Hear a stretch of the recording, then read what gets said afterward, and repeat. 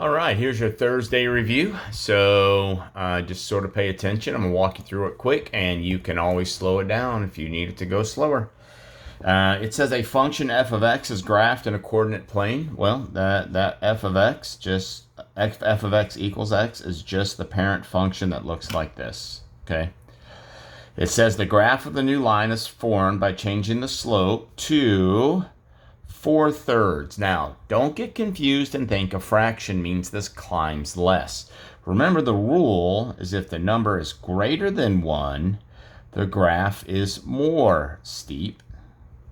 And if you do 4 divided by 3 in the calculator, you get 1.33 repeating, which means this is actually greater than 1. So it's asking, is this more steep? Yes, this is definitely more steep.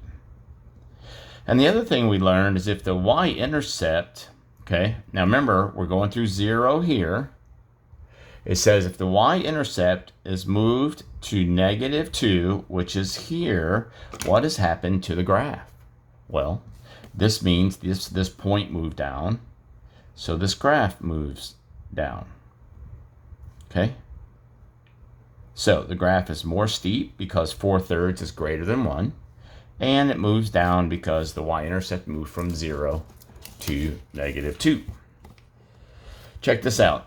The cost and blah, blah, blah, big equation, all hard, right? A lot of weird numbers, and says you got to buy uniforms. There's at least 5 players, but not more than 8 players.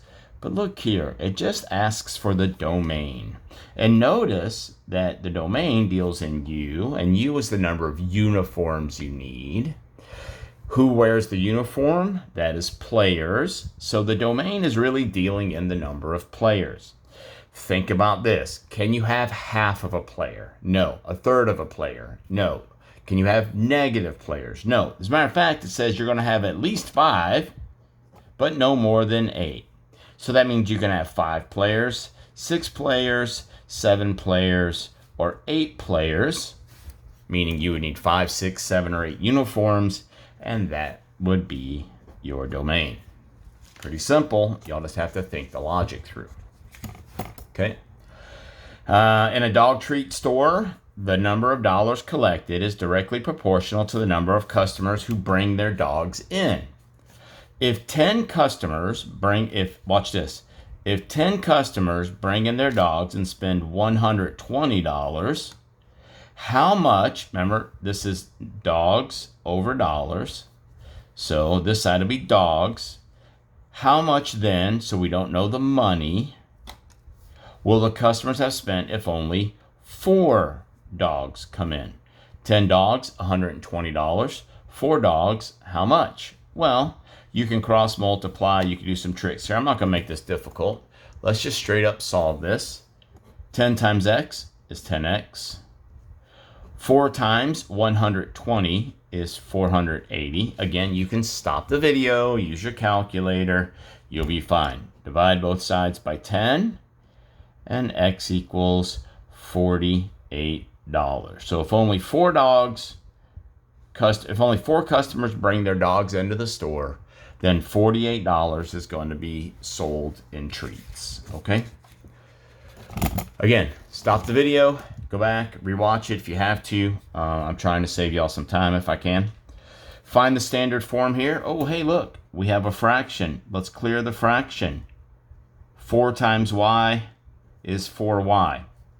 Now, 4 times 7 over 4, the 4's are going to cancel, and you're going to have 7x. And then, of course, 4 times 10 is 40. We're going to have to subtract 7x to the other side and get -7x plus 4y equals 40. And of course, this number in front of x can't be negative.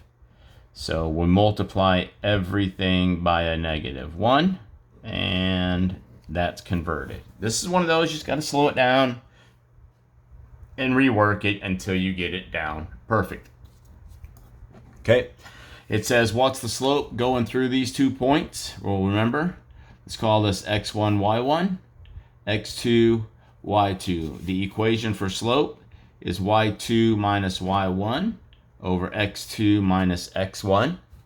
All right, so y2 is 3 minus y1 is 12 over x2 is negative 15 minus x1 is 21. Okay, so this is going to give us 3 minus 12 for negative 9 over negative 15 minus 21 for negative 36. Negative over negative makes a positive. There, 9 goes into 36 4 times, and the slope of this will be 1/4. Of course, if you struggle getting that number, keep practicing it, but you can always put it in your calculator, and you can get help learning how to do that. All right, this is something that we don't need, so we've moved that stuff to the end of the year. So let me see if I can come up with a quick problem for us on what we might need down here. You know what? Top of my head, I don't know, and that's quite all right. The video review here is sufficient for this week. So just take it, watch it, rewatch it, stop it, slow it down, whatever you got to do, just get the information down. Take some notes that go along with it, and then, of course, go and practice your weekly review and nail your test at the end of the week. Y'all have a good day.